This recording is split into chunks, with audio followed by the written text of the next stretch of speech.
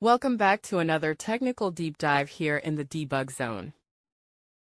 Today, we're tackling a big question and breaking it down with insights from other users. Hopefully, this clears up some misconceptions and helps you get the answer you need.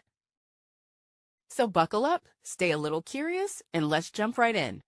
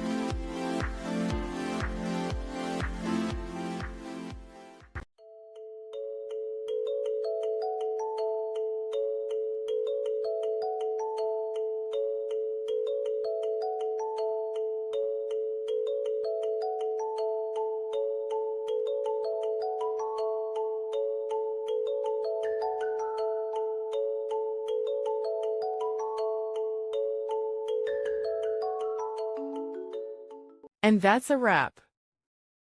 I hope you found the answer you were looking for.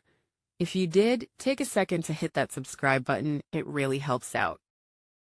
And let me know in the comments which solution worked best for you. See you next time in the debug zone.